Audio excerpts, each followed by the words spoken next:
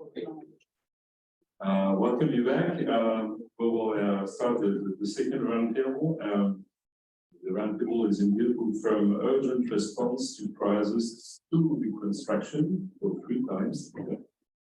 Lesson learned and new challenges in Ukraine and beyond. And we have the pleasure to welcome Pierre Alvron, Special Envoy of the French President for Health and Reconstruction of Ukraine, just to create the dynamics and launch the process of the roundtable. And then we will have the second roundtable with all our speakers. So I'll leave you the stage.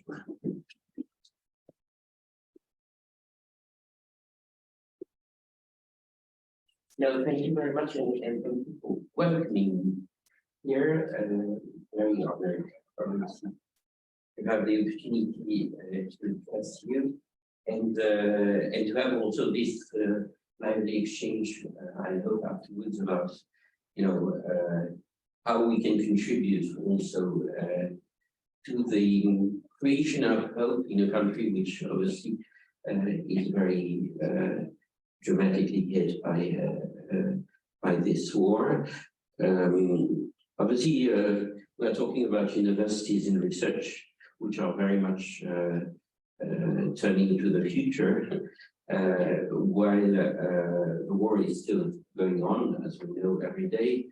And what is quite striking to me is that although the Ukrainian authorities and the President Zelensky have been very much putting from the first days after the war the idea that we shouldn't, and even the Ukrainian people would do this war not only for the values and interests of Ukraine, but also to give a future and hope, turn to the to the construction of a better society. And I think that's why also when we talk about reconstruction, sometimes with a lot of misunderstanding about what we are talking about.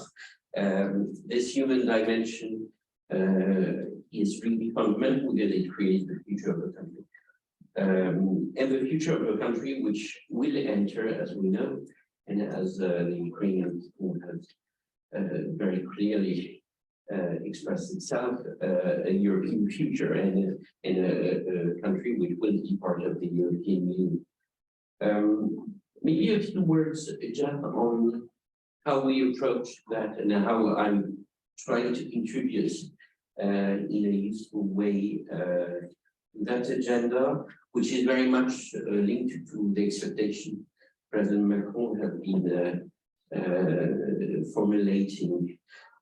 The mission he has been given to me, which is making up front in a little bit singular way, a unique case where we have someone who is dedicated 100% to Ukraine in the dimension of both the short-term support, but also the capacity to structure the longer-term response to this reconstruction challenge. But I have different dimensions I'm supposed to address. The first one is very much about how France can build a strategy trying to support Ukrainian needs, both in the short term and long term, using all the tools of the country, which is those in the G7, in the European Union, but also has powerful bilateral tools to cooperate and to support Ukrainian people. And that's very much a question which is also a challenge because before the war, it happens that I was working in the European Bank for Reconstruction and Development, which is the first investor in Ukraine. But before the war, it was quite easy because there were finally quite a limited number of actors supporting or involved in the Ukrainian economy and society. In fact, multilateral development banks were 2 or 3 of them. Even in France, as you know, quite a lot of people discovered Ukraine, I would say, after the 24th of February, because Also, we had traditional partnerships with sometimes Mediterranean countries or other Western countries. So I think the question is very much about thinking about how we can do better and how we can do better in supporting Ukraine in the next month, but also in the next years. This is very much linked also about how we coordinate also the different French actors. And what has been extremely striking is very much the solidarity which has been expressed at all levels from local communities, sometimes very small villages, sending grants or gifts to Ukraine, but also in general civil society, and also companies, private companies are a very lively type of actor in Ukraine, as not many people know. French companies are the first foreign employers in Ukraine, and probably they are in quite a good place to understand also the dynamic in terms of skills which are needed in the country to tackle the short-term challenges, but also the longer-term challenges I will talk about around reconstruction. So what we're trying to do is very much to support our Ukrainian friends to identify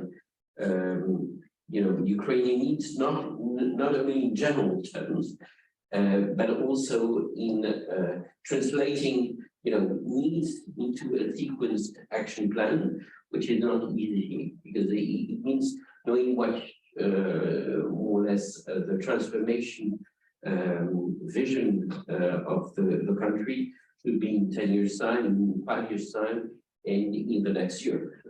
And that we're doing that in all key sectors, obviously transport, housing, energy, social protection, explosive hazard management, agriculture, you name it. It's really an all-encompassing strategy which has to combine a very concrete and down-to-earth dimension which is needed, but also a longer-term vision where the country has to think about what should be the right energy mix in the future for a country which will enter the European Union, what should be also the way rebuilding of also housing should be undertaken, taking into account European standards. So all these different dimensions are really key, and we are very much focusing on discussions which happen at the G7 level, but also at bilateral level around health, education, digital technologies, transport and energy. All these sectors being, by the way, sectors where French companies, but also all French actors have something to offer to build back better Ukraine to European standards, and very much taking this perspective of European integration on board. What is the role of higher education and research sector for reconstruction? This has a different dimension. The first one is obviously that it is a sector which has been severely harmed by the Russian invasion, which implies both an urgent response but also long-term reconstruction. Needs are already very important. At least 15% of research infrastructures have been damaged by the war since the 24th of February, and at least 40% of scientists and researchers have been affected by Russian invasion in Ukraine. Ukrainian professors who master a foreign language also have mostly left Ukraine to live in Western Europe, among other destinations, but very much also in Europe. And between 30 and 60%, according to the different universities, in fact, of skilled professors are not anymore in their university. So obviously it's a reality, which is quite uncomfortable in our countries, but which is really obviously undermining the capacity of the whole system to deliver. We already now know that the start of the school and academic year in September will be very difficult, especially in eastern Ukraine. So there is a really direct and short-term need about trying as much as possible to support continuity, both in, by the way, in the primary, secondary, and higher education, with a structural dimension to all of that, which means that students cannot go back to universities without professors, but also without buildings, and some of the buildings have been severely damaged or need electricity repairs, have no internet connection, and cannot be more or less connected through the transport system. So all of that is very much something through the World Bank, through institutions we are shareholder of. We are looking at these urgent needs for 2023 and trying to bridge the gap between the needs and the pledges by international partners of Ukraine. The second issue is very much that reconstruction will not happen without higher education and research. And that is very much linked to the question of harnessing the human resources to create, to manage, to produce, and the training, for example, of Ukrainian managers of companies which will have a key role in the reconstruction is a matter of concern, both for the Ukrainian government, but for companies which are either Ukrainian companies or international companies, which would like to think about, what will happen also when the situation stabilizes in terms of security. So that's very much a challenge linked to the quantity and quality of the workforce, which has been traditionally a huge asset of Ukraine, with very good training and very good engineers.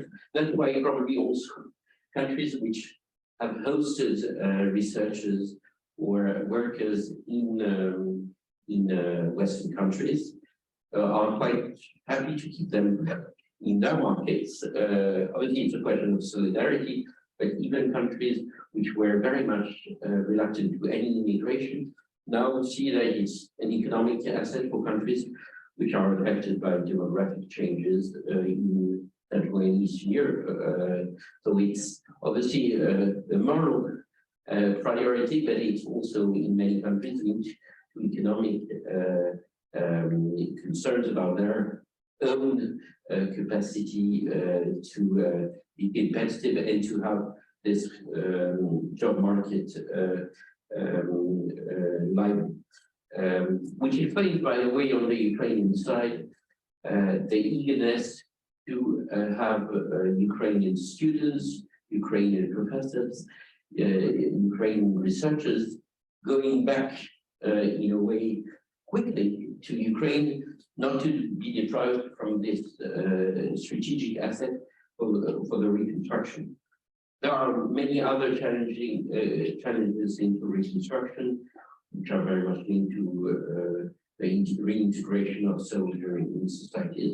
It's something, by the way, our countries have experienced after the First and Second World War, creation of new jobs, but also treatment of physical and mental traumas, which makes also the term reconstruction a little bit misleading, because it's not a physical reconstruction.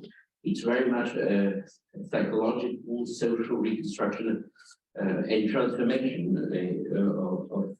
of the society with different dimensions, which are both sexual and geographical, given the fact that also the fact that some parts of the countries have been directly hit by the war, and others are more remote from the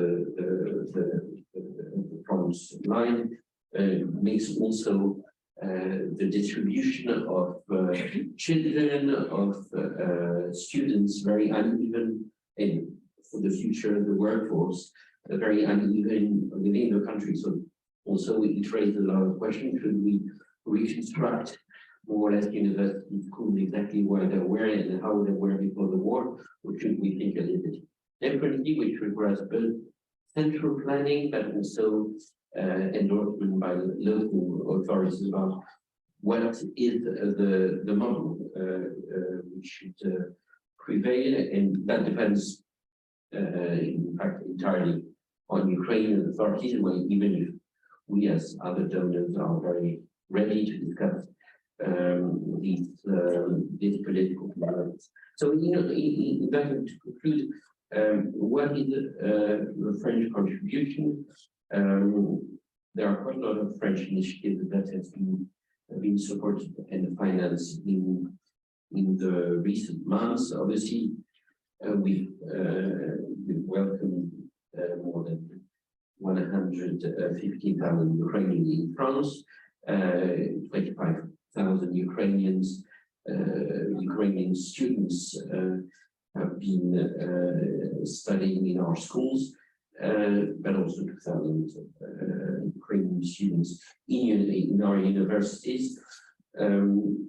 Obviously, training in French for Ukrainian students, that, so that I do, but also has been one of the priorities, while supporting research in Ukraine also has been one of the priorities of different training, but also scholarships granted to Ukrainian students.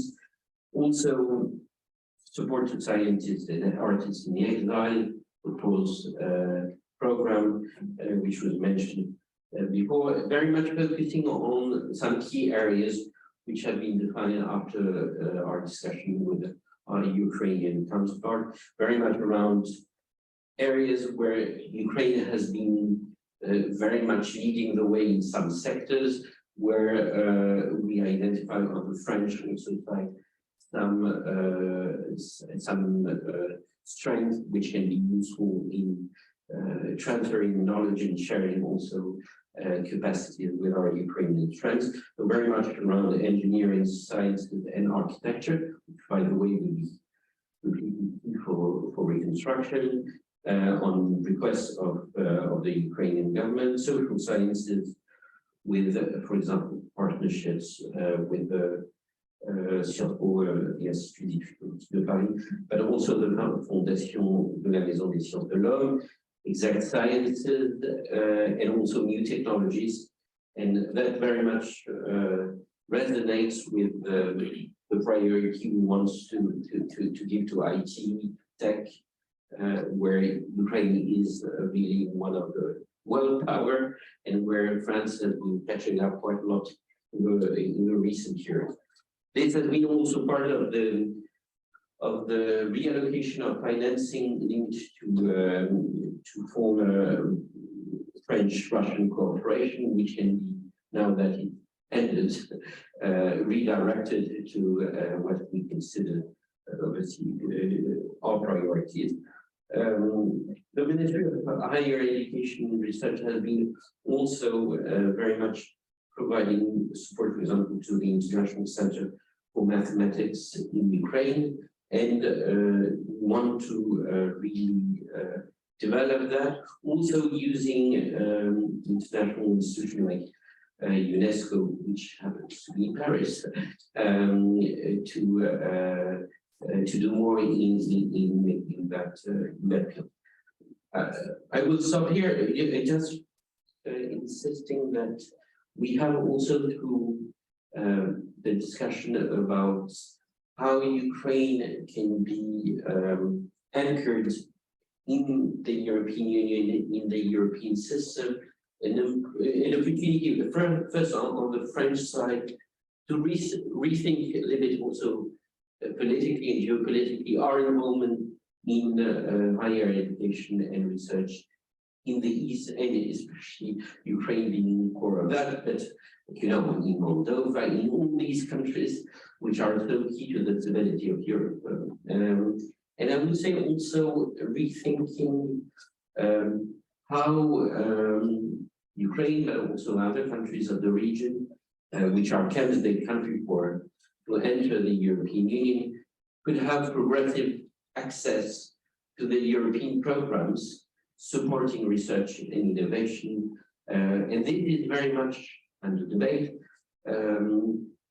While the accession process has been a little bit black and white and quite legalistic in the past, so you were either a country part of the European Union or outside the European Union, and you didn't have access or very limited access to European policies, there will be a very important debate about how we anchor before countries are part of the European Union, these countries to European policies and European funding, but also European standards. So we'll just close in mentioning that, because I think it's obviously a substantial debate. It's also a very political debate into the future of Europe. So thank you very much.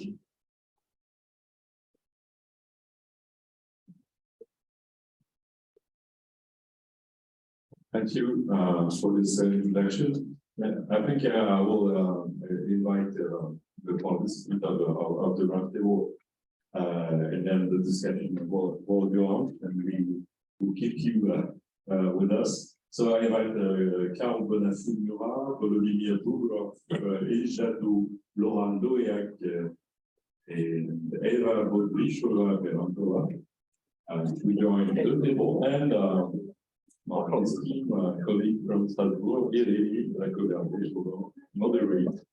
Thank you. Hello.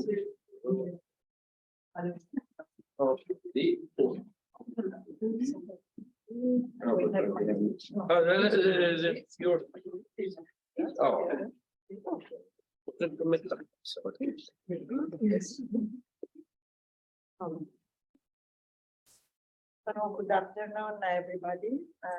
My name is Irene Jacoberger. I am professor and vice president for Europe and international relations at the University of Strasbourg.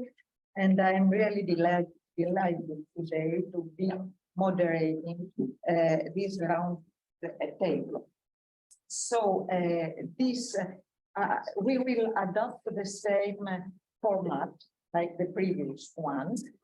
But the discussion, I propose that our discussion will have two parts. So the discussion will be divided in two parts. In the first part, each panelist will address questions relative to the current situation of universities in France, as well as also the response of French universities to the Ukrainian crisis, the measures we took, the measures we set up, the results that we are going to have a feedback concerning this policy we adopted.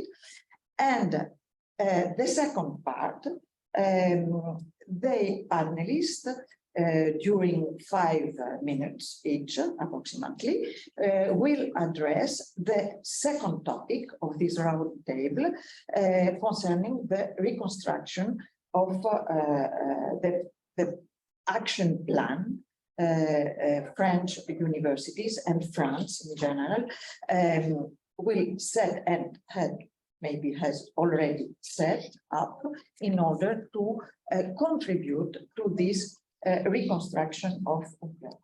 Thank you for your remarks also, because we have the context now and the background. So I am really very honored to welcome you today. I am also, I would like to thank you very warmly for the work you provided and you will provide it during this roundtable, and also for your time, the time you are taking and you will dedicate to this roundtable. So I will introduce our first panelist. It is really a very, I am really very honored to introduce this panelist. He's Volodymyr Mugrov, the rector of Taras Shevchenko National University of Kiev. And I will give some elements concerning your curriculum vitae. So you are a professor.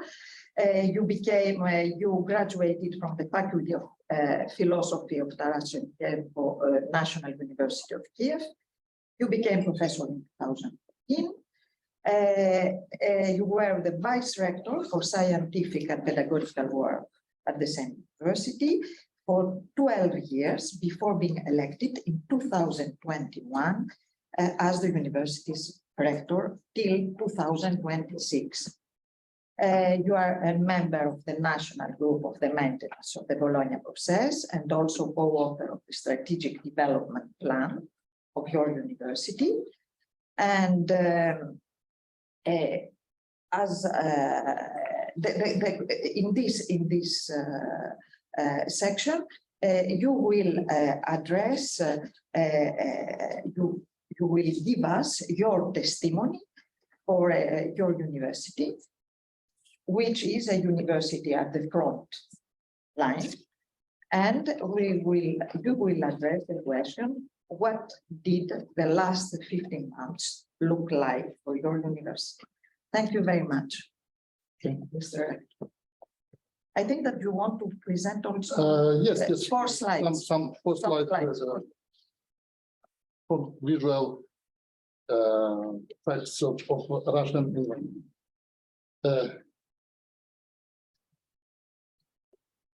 This is our main building, also known as Red Building of our university. This year we celebrate 180 years of this building, but last year, 10 of October, Russian missiles crashed this building, and it was very strong situation because this building is the center of our main city, of our capital, Kyiv. On this slide, we see our life among 15 months of from 24 February of 2022. Oh, the first slide, please.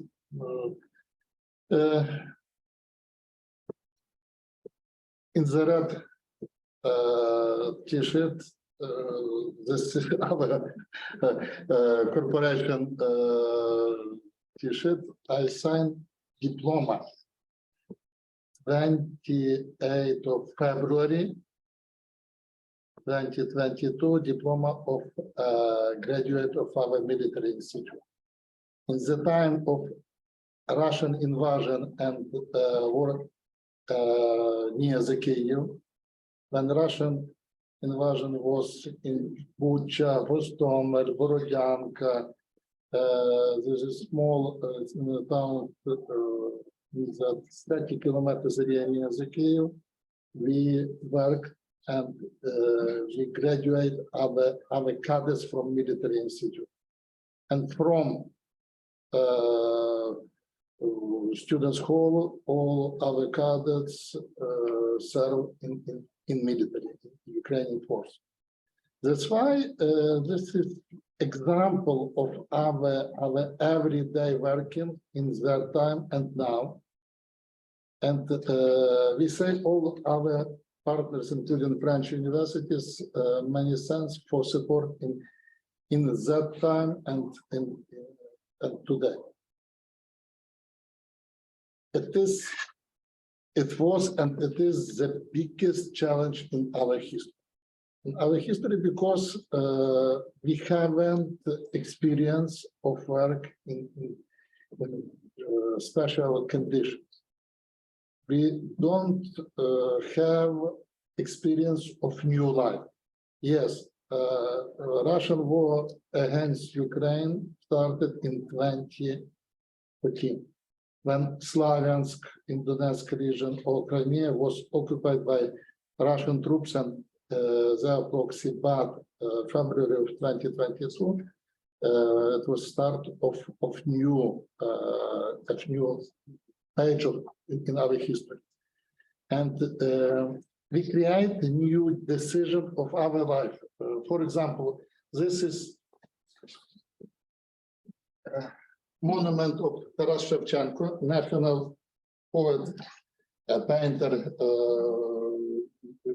His name is our university. You see special equipment against bomb and missiles in the center of Kiev. This is the center of Kiev. Our officers and cadets, this is photo near the old terminal of Zhuliany Airport. Only 10 kilometers near the Kiev center. Zhuliany Sikorsky Airport in the Kiev city. This is the famous artist and singer Ivan Lenyon. He is a frontman of Ukraine famous group Cossack Systems. Cossacks, you know about the history of Ukraine Cossacks. In that time, in my office, he is an officer of National Guard. Not only officers as a professionals, but volunteers in that time was defenders of Ukraine. Our students in Poland support humanitarian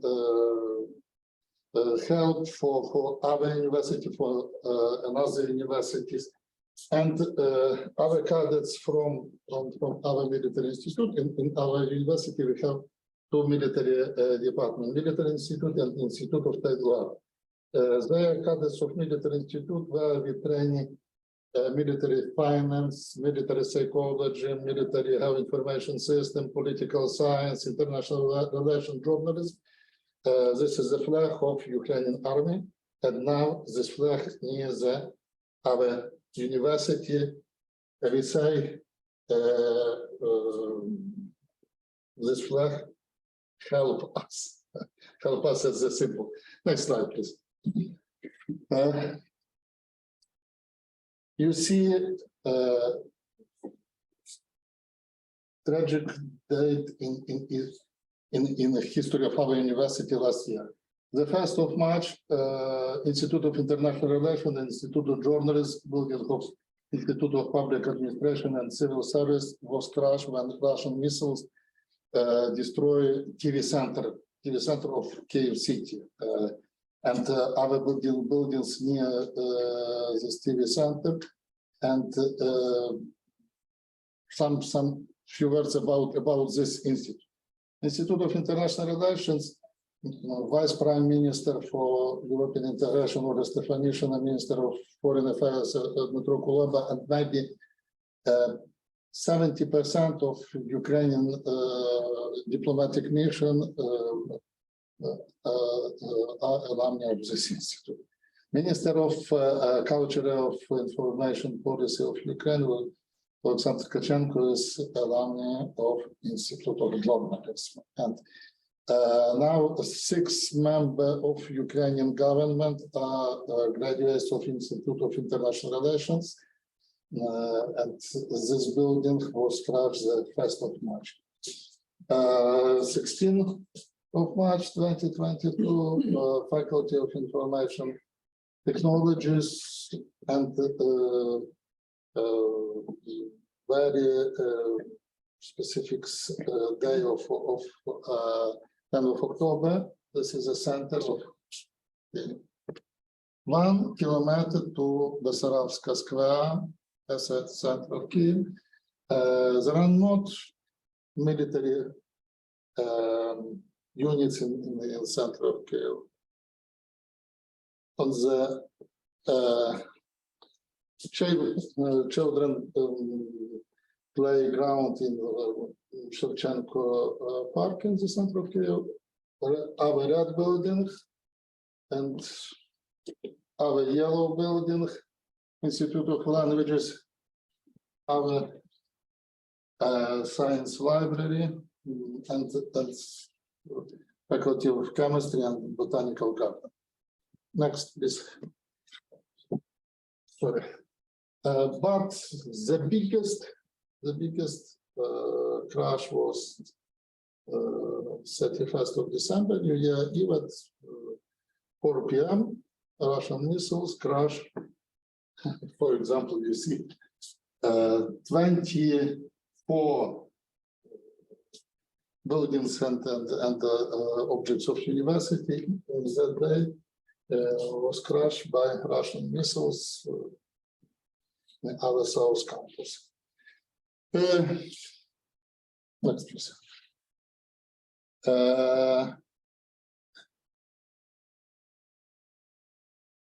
We was worked all time, but 3 weeks we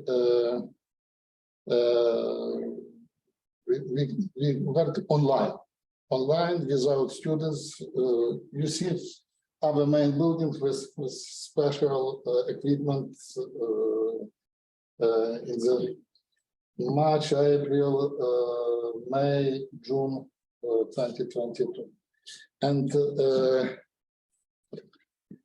we support our students, our staff for secure places in Zakarpattia region, and Lviv region, Ternopil region, the west of Ukraine, and many our students and staffs now live in Europe. The most Ukrainian diaspora now in Poland, because Poland is near the Ukrainian border. But many students of our university and another universities, many staff in the Czech Republic, in Germany, in France. 3 months ago, we visited Toulouse and signed agreement with University for Sabatier University, and now in for Sabatier University there are 200 of our students, postgraduate students who study chemistry, physics, biology. We have new agreement with German universities, and for example, Friedrich Alexander University in Erlangen-Nuremberg, Ruhr University in Bochum, Regensburg University, and Polytechnic University of Regensburg for our students who study STEM, science, technology, engineering, and mathematics, because we have an opportunity now for laboratory training. And new experience when our students study online in our university, but physically study laboratory and practical in chemistry, biology, and physics engineering in that universities. For example, Kyiv-Mogila Academy as a permanent humanity and arts university have a campus in Canada. Kharkiv Karazin University have a campus in Bonn and München. We have another drive, another directory with double teaching program, not a double degree. We have many double degree program, but this is special way because we don't want lose our students. The very big problem for rebuilding of Ukraine, and we discussed this problem with our Ministry of Education, with Office of President, with our parliament. Our university has a special status in our country because maybe 40 members of parliament are our graduates. That's why we discuss with all members of parliament, with president office, with government about the situation.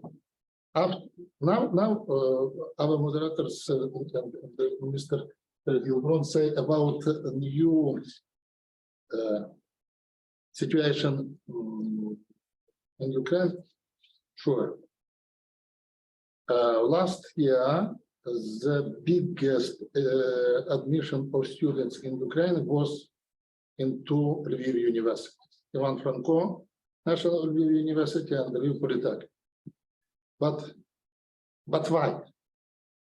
And answer on this question is very, very, very interesting. 80 kilometers near the border, state border with Poland. The fifth place in ranking of university admission last year was in Uzhhorod National University in the Transcarpathian region. One region in Ukraine without military among 15 months. Only one region. But there are many problems. Next slide, please. There are many problems with this admission results for these universities, because Lviv, Uzhhorod has not hostel for students.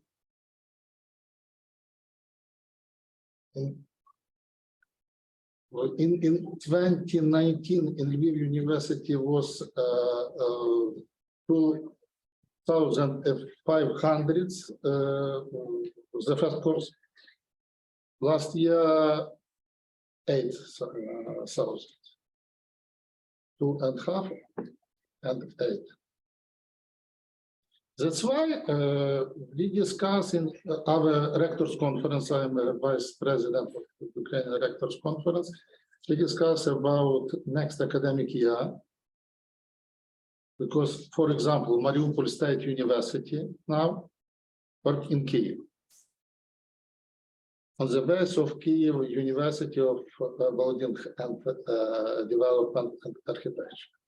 For example, in Kharkiv, Karazin University and another Kharkiv University, there are not offline lecture or practice training, because all day, each night, Russian missile from Belgorod, from Kursk, crash Kharkiv city.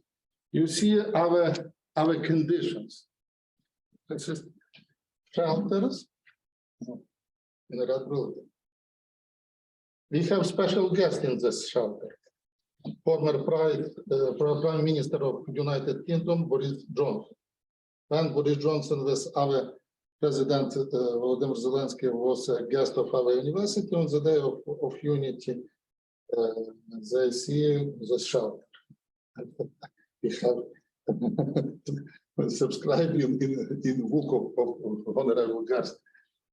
This is equipment for each university building.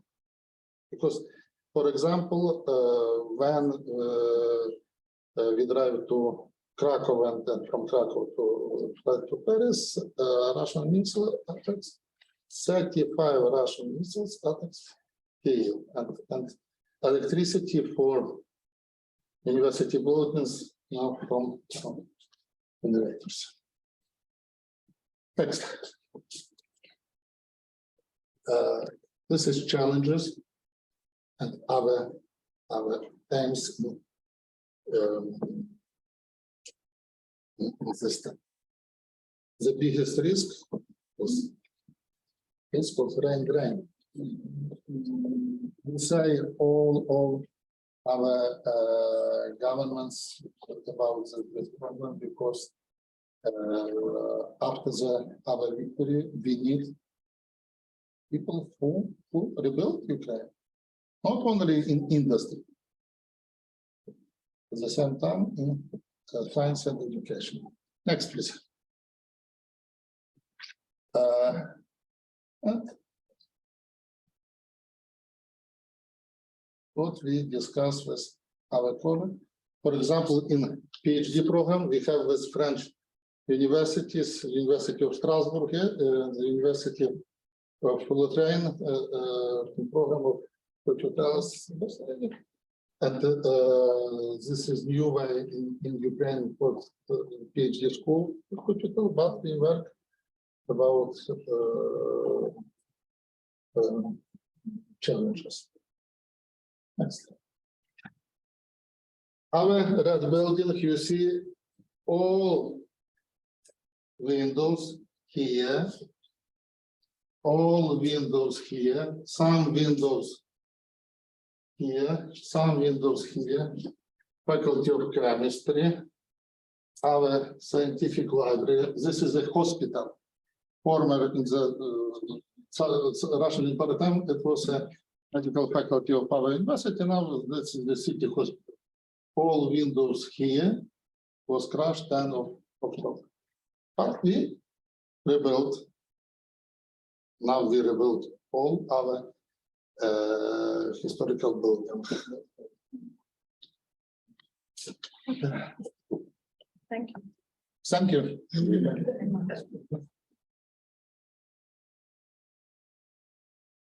This is the experience, and this youth per 15 months, the 7th time this youth. Thank you very much for your testimony and this detailed presentation.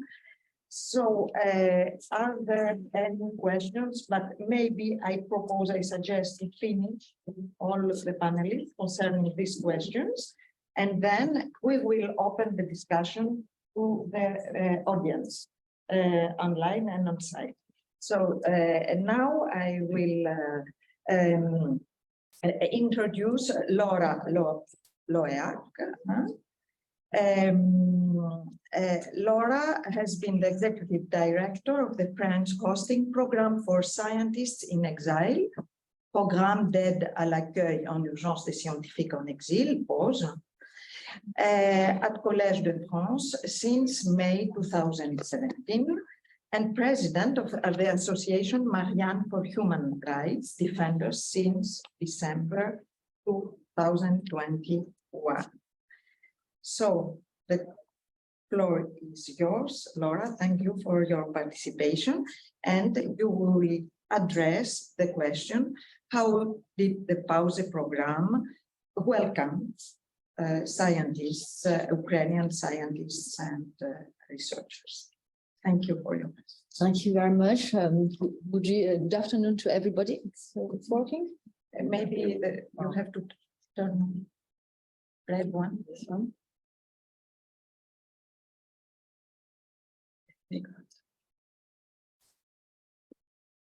It doesn't work. Good afternoon, everybody. Thank you very much for this invitation. It's an honor to be with all of you, and in particular with the director Vladimir Bugrov. And it's quite difficult to speak after you, but I try. So let me start first by a few words about the PAUSE program, the French hosting program for scientists and now for artists in exile since 2021. This national program was created at the initiation of the Ministry for Higher Education and Research, and it's hosted by the Collège de France. It has allowed to host in higher education and research institutions, scientists and artists, as I said, since 2021. Its main missions are first to co-fund institutions seeking to host scientists or artists forced into exile, so 3 calls for application a year. PAUSE funds up to 60% of the budget required to host the scientists or the artists, and the host institution funds up to 40%. So it's very important to stress how much the host institutions are important and are in the front line for the reception of the artists and engage with financial resources. The second mission is to support researchers and artists with identifying host institutions for those who don't have any network in France, to accompany the beneficiaries in accessing the common law services and towards the professional stabilization once the program has ended. And beyond its operational funding missions, we also carry out advocacy actions in close cooperation with our international partners, SAR, Scholars at Risk, Scholar Rescue Fund, Philippe Schwartz Initiative. So we work very closely with our European and international partner and other partners in Europe through a consortium which is called Inspire Europe Plus. So it's a transnational and European work. So after more than 6.5 years of existence and 19 calls for applications, the program has supported 465 scientists and 50 artists. They are coming from 34 countries of origin. They are hosted in more than 120 host institutions throughout France. And I could say that 140 are supported by Udice University and Strasbourg in particular, PSL. I can't mention all of them, but all of you are main actors in this program. And beyond this regular call for application, after the invasion of Ukraine by the Russian troops, the program has set up an emergency fund the 2nd of March, so a few days after the invasion. This fund was set up with the funding and in close cooperation with the Ministry of Higher Education and Research. A few days after, we set up a similar fund for artists with the support of the Ministry of Culture. And the idea of these funds was think about a two-stage response to the urgency and to adapt to the exceptional and unpredictable nature of the situation. So this response consisted in first financing with full funding the stay of researchers fleeing the war in a higher educational research institution for 3 months to allow them to take shelter, to continue their work, and with their families, and most of them were women actually, since the men were mobilized. And the idea was to allow them to see how the situation would evolve, and to prepare, if needed, possibly in a second time, an application to the regular post program, which is for 1 year renewable a second time if necessary. Sorry. So the emergency fund enabled the hosting of 133 Ukrainian scientists. In addition to 50 artists and professionals of culture. And in parallel to this emergency fund, the program supported more than 40 researchers who applied directly to the program. So in total, more than 180 Ukrainian scientists benefited from the post program. Most of them actually had to remain in France, even though their main willing is to go back to Ukraine. We will come back to this question. And the idea of POSE is, of course, to help them to continue their work in order to let them go back once the war we hope very soon will be ended. So just to end, the tendency for 2023 is that we notice a fall of the application from Ukrainian scientists. There are less new applications, but there are mainly applications for renewal since the situation. So we expect another year and renewal for 2023, perhaps 2024, for many of them. 15 of them, of the beneficiaries of the fund, have go back to Ukraine. So there is minority, but there are some who go back to Ukraine. And just to end, beyond and parallel to the Ukrainian scientists who were supported by POSE, we got many applications from Russian scientists and artist dissidents. So 100 have been supported by the POSE program. So before the war, the POSE program counted to 10 laureates from the post-Soviet area, and now there are more than 300 and 75% of the program. Thank you very much, Laura. So the third panelist is Carl Bonafou-Murat. He has been professor at Sorbonne University since 2003. From 2010 to 2014, you were in turn vice president of the board of directors and vice president of the research committee. From 2014 to 2018, you were president of Sorbonne University. Within France Université, formerly CPU, you chaired the Committee for European Affairs in 2017 and 2018, and in September 2019, you got appointed by France University as head of the Brussels office. Moreover, you are a scholar in Irish literature, in English, as well as in the field of the medical humanities. Thank you very much for your presence. And you will address the question of the response provided by different French universities to the Ukraine crisis, and you will focus your talk on the added value and limits of the available programs. You will present also, as I think, a very interesting survey. Yes, thank you very much. Student I hope everyone can hear me, and thank you for the invitation. Thank you to Udice for making this meeting possible. Perhaps my talk will focus on 4 points as quickly as possible.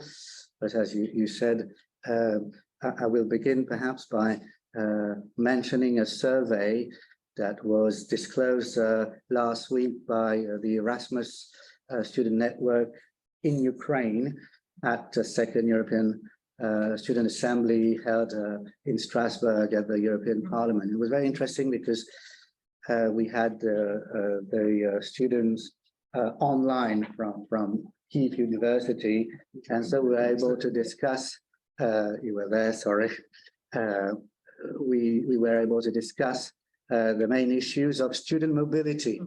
And as you know, this is a difficult issue in Ukraine, especially because of conscription.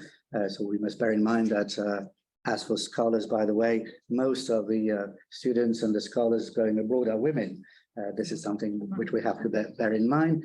And some of the points on the issues that were raised by the students were, in a way, classical problems faced by Erasmus students, except made much more acute, much more amplified by the war. And some of the points that they raised were, for instance, the difficulty of getting a scholarship, of getting financial support. Apparently, the respondents said that only 26% of the students would receive financial aid or a scholarship abroad. They also mentioned the problem of housing. Only 21% of the respondents indicated that the university, the host university, helped them with preferential accommodation. And for example, only 17% of them were allowed to sleep in a dormitory. Other problems were those faced by students seeking legal support abroad. And 44% of the students said that they needed legal support but would not necessarily get it. And a final figure was that 67% of the students going abroad needed training in the language of the host country, whereas only 33% would ask for support in English. So these were issues raised, and the questions and the message that was delivered by ESN and by its president, Atem, was that they encourage student organizations, universities, and possibly high authorities to disseminate information and cooperate with the National Erasmus Plus office in Ukraine. And they also ask for information about scholarships, about grants, about financial support, well ahead of the stay abroad. And they insisted on the necessity of paying specific attention to women students, because very often there were young women students going abroad who needed special support. So this, I think, is a very interesting survey. The second point that I like to make is about some of the responses that I have been able to gather from French universities, or rather from French networks of universities, because I may add also, if you allow me, that I'm the head of the French Euraccess network. You know that Euraccess is an initiative of the European Commission aiming at helping scholars and postgrad students to travel abroad. And this has allowed me to gather some information from some of the networks, and two pieces of information I'd like to share with you. One is coming from La Cité Internationale Universitaire de Paris, which is part of the Euraccess network, sorry. They said that, like every institution in a way, they had to react in two stages. There was first an emergency reaction, that is, they had to set up help to allow the students already on campus to stay on after the start of the war. And they had, for instance, to take steps in order to ask landlords to defer the payment of rents, for instance. These were some of the measures immediately taken by Cité Internationale. And secondly, and I think this is a particularly interesting action they took, they tried to think more on the long or middle term, and they decided to create a virtual house for Ukraine.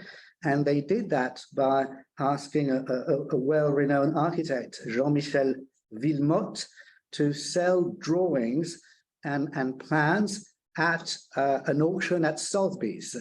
And by doing so, they were able to gather more than 500,000 euros, which in a way served as a crowdfunding money. But the idea behind this initiative, which I think is particularly interesting, is to create a sense of being at home, being in a house, being in a virtual house that is preserving the idea of a community abroad and creating a sense of diasporic belonging.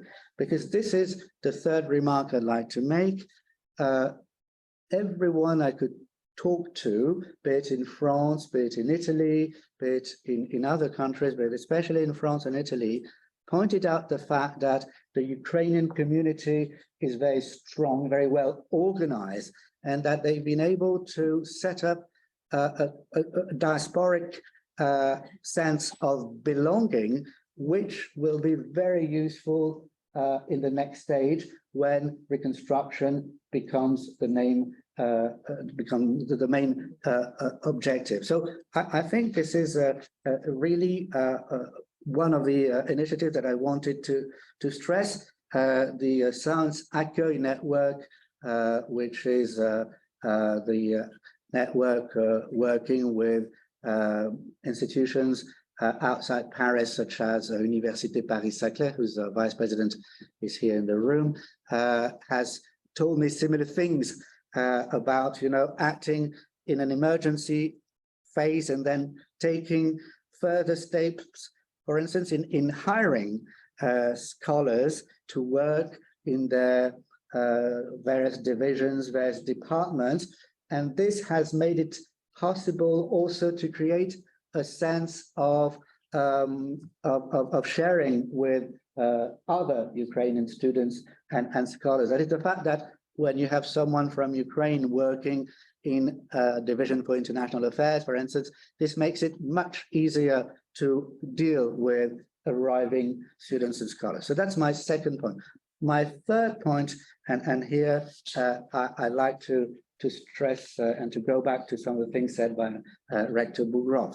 My third point, the third point I like to make, and I work in Brussels and I represent the French Rectors Conference, but we have close links with other conferences, be it in Brussels or in Paris, and especially we work very closely with the Polish Rectors Conference.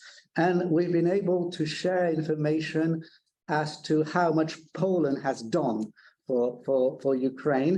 And this is a very interesting case of scientific diplomacy, by the way, considering, you know, the fact that Poland was considered as a country breaching European rule of law in many respects. But on the contrary, it has been given much praise for its solidarity, for all the action it has taken in favor of Ukraine, and rightly so. I mean, without Poland, we can truly say nothing would have been able as things have been made possible. And for instance, there was recently a Science Business contribution about the role of Poland, was about 2 months ago, stressing how much Poland had become a true scientific partner of Ukraine. And that in many ways, for instance, Poland, this was told to me by someone working at the Polish Ministry for Higher Education, Poland has organized training sessions for women scholars in order to allow them to draft responses to European calls for research and development, for instance. Teach them how to draft a response, teach them English. And I think this is quite remarkable, you know, this kind of action, because it creates long-term collaboration.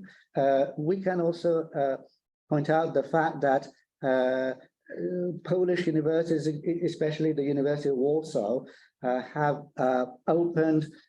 made it possible for 10,000 Ukrainian students to sleep in dormitories in Poland for free. They have waived the fees for Polish students. They have been therefore very helpful, and they have also created links with other countries. For instance, Poland has established through its National Academy a special link with the American National Academy for Science by creating a common fund for Ukrainian researchers, which has made it possible to fund projects of about 200,000 euros. And I think this is also a good example of this synergy which can be achieved. This would be my final remark. We're going to perhaps to turn to the next steps, but I truly believe, and we've been discussing this with not only CRASP, the Polish Rectors Conference, but also with HRK, the German Rectors Conference. I really believe that we should make more of the connections between various Rectors Conferences, because this may allow us to share the responsibility, share resources, and in a way organize a kind of perhaps middle-term planning, long-term I don't know, but middle-term planning, and for instance share information about displaced scholars, students on mobility, trying to find a new hosting institution. Therefore, this idea that starting from the neighboring countries, and I think it was you who mentioned the fact that Poland is one of the neighboring countries, we can perhaps figure out a kind of organization which would be concentric, that is starting from the closest neighbors, try to organize support in many directions through other organizations, through other institutions which are perhaps located further away from Ukraine, but which would get the necessary information. So this would be my final remark, and perhaps we can get back on this. Also the second point, a little bit. You developed a little bit the neighbor countries in order to reconstruct. That was what I you introduced. It was just an opening. yes, it was just an opening. Just an opening. So the fourth speaker panelist is Eva Vodrikova-Berankova. She will address the question, how did Czech and Eastern European universities respond to the crisis? I will give some elements. Professor Eva Vodrikova-Berankova studied French philology at the Faculty of Arts, Charles University in Prague, and Slavonic literatures at the Université Paris 4 Sorbonne as part of a joint doctorate. So, an alumna, Sorbonne. Since 2021, she has been a professor in the Institute of Romance Studies. And in March 2023, she took up the position of Vice Rector for Foreign Affairs at Charles University. You were at the origin of the cooperation initiatives with the main strategic partners of Charles University. And she's taking up your position. You have also coordinated activities aiming at assisting Ukrainian universities in the field of research, development, and European funds. Thank you for your participation. Thank you, Irene. Good afternoon, everybody. I'm very pleased and honored to be here. I am brand new in my function. I entered the office kind of 6 weeks ago, so I would like to apply for some indulgence if I don't know everything. I just prepared a few points about the help provided by Charles University and other partner universities in the Czech Republic and within our University Alliance for U+. So I have 3 points, and I think I will be brief. The first thing I would like to point out is that we established the so-called Eastern Partnership University Cluster. The idea at the origin was that we wanted to gather our partner universities from the 4U+ Alliance, which is not only Sorbonne University, but also the University of Warsaw, Copenhagen, Heidelberg, Geneva. Now it's Paris Panthéon-Assas too, recently. But not all our partner universities agreed with the idea. So finally, as you know, there are 4 universities from this alliance: Charles, Sorbonne, University of Milan, and University of Warsaw, and 2 other universities from outside the alliance: University of Cologne in Germany and Utrecht Laurent University of Budapest joined this network. So we have this Eastern Partnership University Cluster open not only to Ukrainian universities, but the truth is that they are mostly Ukrainian universities. Of course, Taras Shevchenko National University of Kiev, but also the Uzhhorod National University, Ivan Franko National University of Lviv, and they are of the University of Dnipro and so on. There are also some universities of Georgia and Moldova, but the most important partner is nowadays Ukraine, of course. There are 4 key areas of cooperation. First, education. So the ideal aim would be to develop joint doctoral or other degree programs and to facilitate mutual recognition of diplomas. There is a cooperation in science and research within several collaborative projects. There is a very interesting area of best practices. So it's about teaching methods, training programs, administrative procedures, and management practices. I know that nowadays you must say that it's not the most important thing, but I think for the future it's important to share information about European projects and management practices. And the fourth point is societal role of universities. So this is the first part. And as long as each partner is kind of invited to bring other partners to introduce this cluster. So I would like to address this idea to other French universities, not only Sorbonne University. If they are interested, they could join the Eastern Partnership University cluster and join our activities.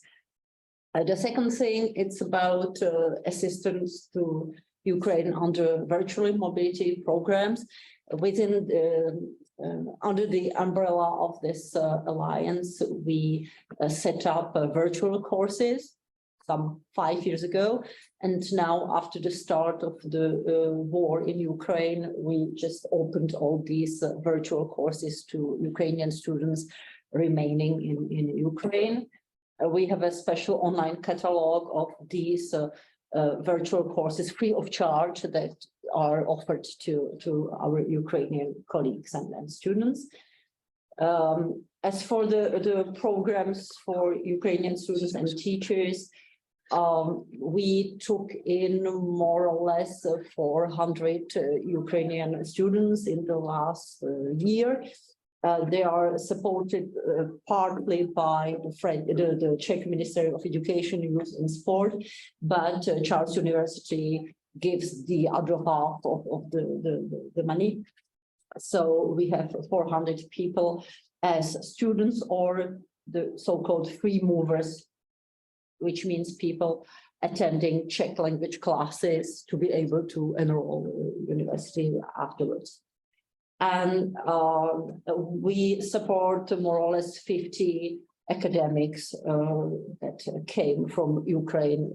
I think you mentioned the problems of brain drain, because the idea of the thing is not to steal your better specialists and to invite them to the Czech Republic, but to help people who will remain in Ukraine or go back to Ukraine to reconstruct the country.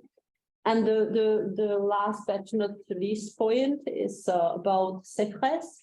There is a very interesting organization in Prague, Centre Français de Recherche en Sciences Sociales, French Center for Research in Humanities and Social Sciences, with a very dynamic director who is Polish, from Polish origin, and he set up a very ambitious program comprising of non-residential fellowships. So nowadays we have several dozens of Ukrainian postdocs and academics. They can participate in this program for 1 year.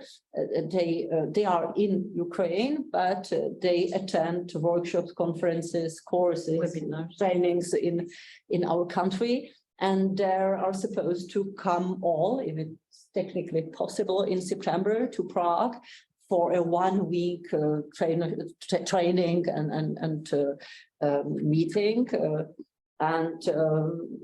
The idea was spread within Ukraine, and finally for 30 fellowships, we had something like 600 candidates. So it was great.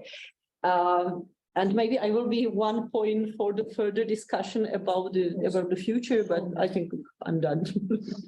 So thank you very much, Eva. So Elise, Jadot is your turn now. So you have been working for 10 years at the Campus France, where you have held various positions in charge of promoting mobility and higher education in Asia and Europe. For the past 4 years, you have been in charge of the Europe department that coordinates the agency response to the reception of displaced students from Ukraine. So the question you will deal with is how Campus France has responded to the Ukraine crisis. Thank you. If you can just, thank you very much. Sorry, because I have to be. Thank you very much. Thank you very much.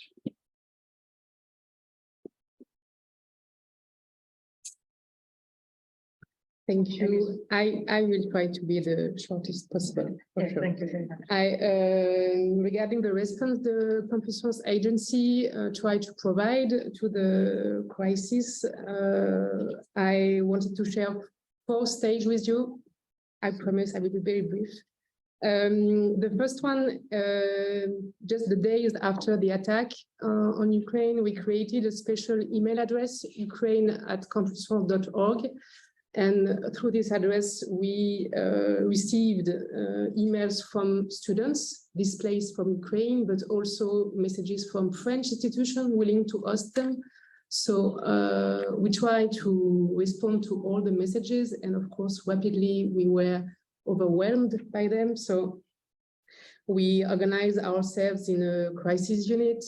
15 people were working on this email address, and 6 months after the war started, we were lucky to be able to recruit 2 people working full-time and 100% on these responses to provide to institutions and students.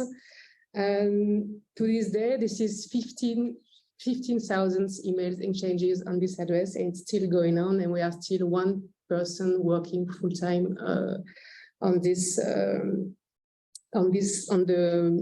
Ukraine situation, if I may have use these words. The second stage of the system we try to set up is the opening of a platform, Emergency Ukraine, a platform that put in touch students displaced from Ukraine and French institutions willing to host them. So it was designed for students who were not able to directly contact the French institution, so we just put them in touch. We received 1,200 applications, and 400 of them were admitted into French higher education through the platform. The platform was not mandatory, so of course a lot happened without our assistance. We were there for those who couldn't find an admission. And in total, this is 2,000 students displaced from Ukraine that got admitted into the French higher education for the academic year 2022 and 23. The third stage is the communication one, so I will skip this one just to be brief. And the last stage is still going on. This is the intensive training in French language funded by the French Ministry of Foreign Affairs. So we were in charge of managing this program. This is the intensive 8-month program, and more than 300 students are currently studying at French Language Center, and hoping that they will be able to join the French higher education system in the next academic year, because of course, language was the main barrier for a lot of students to join the French higher education system. I can stop here if needed. I can go on. No, Thank you. okay. Thank you very much for understanding, Elisa. So thank you very much for your suggestions, inspiring projects and programs.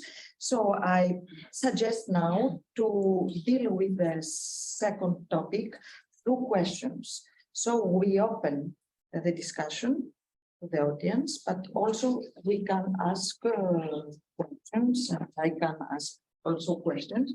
in order to go a little bit. Do you agree? Okay. So, are there any questions, comments, or? Yes, please.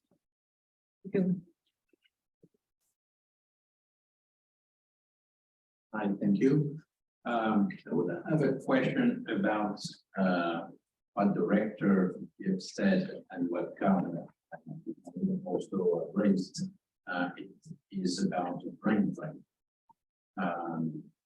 It has been said that it will be an issue, and one part of the answer might be the diaspora, as Carmen said. But I was wondering, how is it organized? I mean, I guess that it is now difficult because the daily pressure and so on. But most probably it is a very important issue for the future to see how to organize all this diaspora. Of course, maybe most will come back, but even for those who won't come back, how to make them to help. And I have seen this in other countries, like in Vietnam. The diaspora is really organized, even at the government. And so I think it's really can be an issue, and I'd like just to know if there is sort of reflection.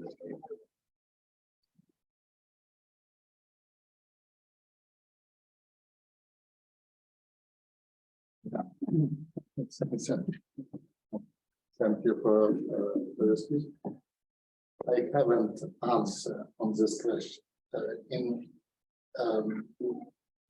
each situation, we create a new decision. For each situation, we search, for example, academic mobility of young men. But from our university now, maybe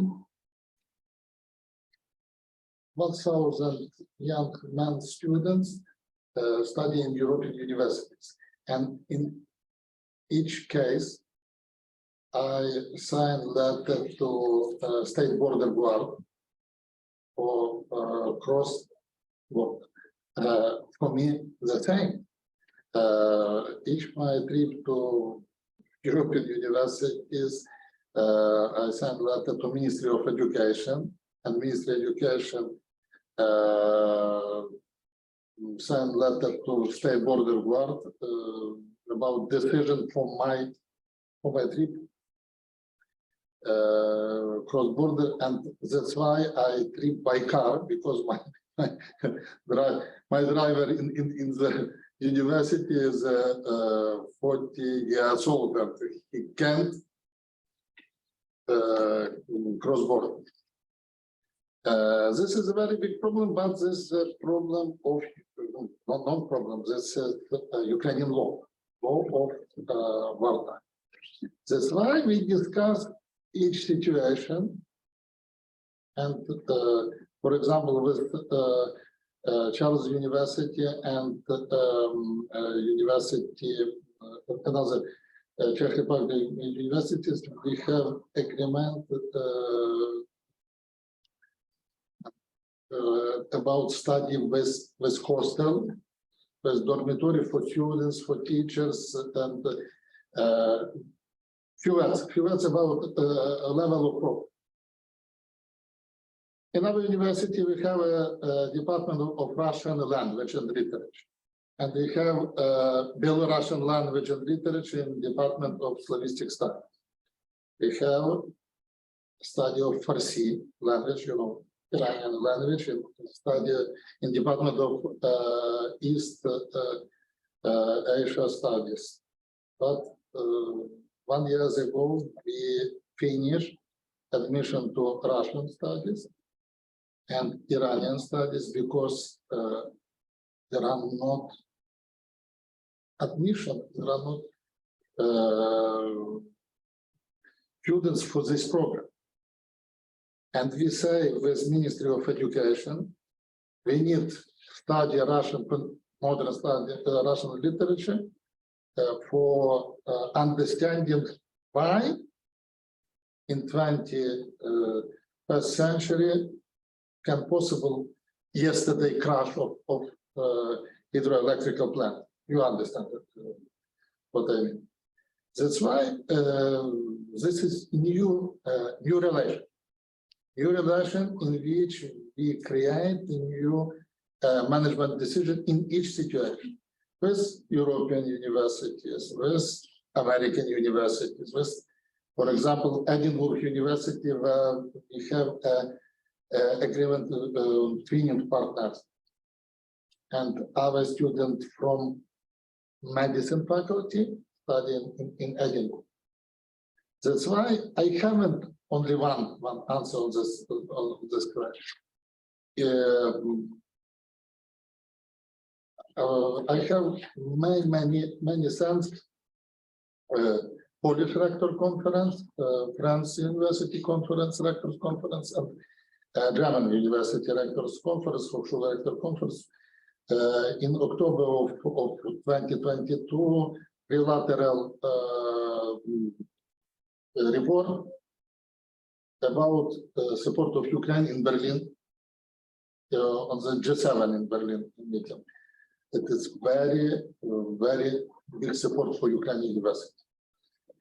That's why we discuss every situation in that situation. Now I would like to ask all the panelists, what is for you the meaning of reconstruction? I think considering the opening remarks made by Pierre Halpern, I would say that the Ukraine's reconstruction is considered as both as recovery through recovery and transformation. So please give me your point of view concerning the definition. What is for you the definition of the panelists, and also very short speech about recovery. This new situation, we have a very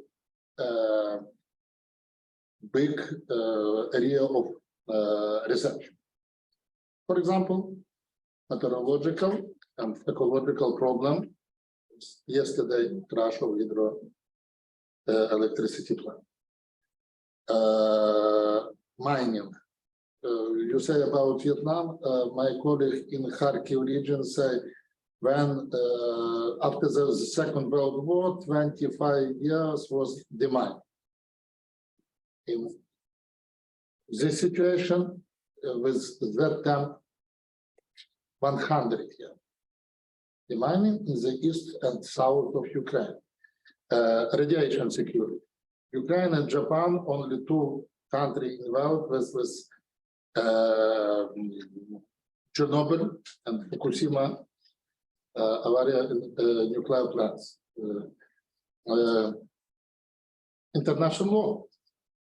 Our professor Anton Koronevich now he is a special ambassador of Ukraine to International Crime Court in Prague, and yesterday and today we have a crime process against Russia from 2014, according bill on rights, human rights. That's why, for example, digital diplomacy. You say about Brussels and digital diplomacy.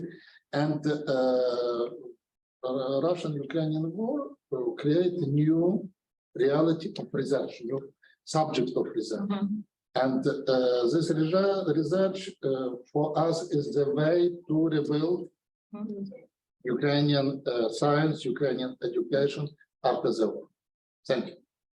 Thank you very much. I have a very small remark to what was said by Karol. Czech Rectors Conference has its meeting.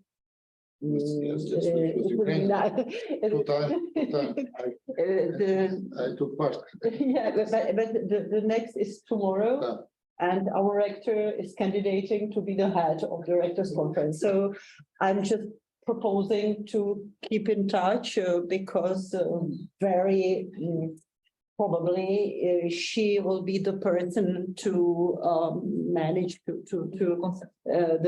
Rectors Conference, and we would be delighted to join our forces to our French and Polish colleagues in this support. We have many contacts with Czech Rectors Conference, and our rector of Brno University is the head of Rectors Conference. I got that piece of news today as well.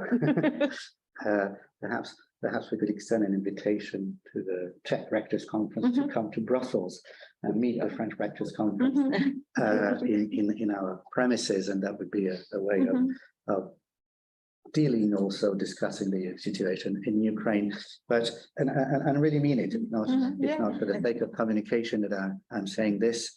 We've been planning this for quite some time, but perhaps just some kind of answer on the part of French universities. I think it's perhaps possible to plan reconstructions in the middle term. It's perhaps more difficult to plan reconstruction in the long term at this stage, of course, considering the uncertainty, the instability in Ukraine, of course, for which we're really sorry. But we should perhaps try and do everything we can in order to anticipate possible means of strengthening solidarity from a higher education research point of view. For instance, creating, where possible, double degrees, so that students who will benefit from those double degrees can return to Ukraine and be certain that what they have achieved abroad is being recognized by the local authorities. Co-supervisions, as far as, and this is what you pointed out, co-supervisions at the doctoral level, so that when the PhD students return to Ukraine, they can be certain that what they have achieved will be automatically recognized, that they can start without further ado, possibly creating international laboratories, so that the people hired in one place will be able to work in another place, which is not easy to achieve, especially considering the different working conditions from one country to the next, even in Europe. I think these are measures which could be called middle-term measures, you know, and this is something which has already started. I'm not saying that nothing is happening right now. Of course not. This is what is going on. But perhaps organize this on a kind of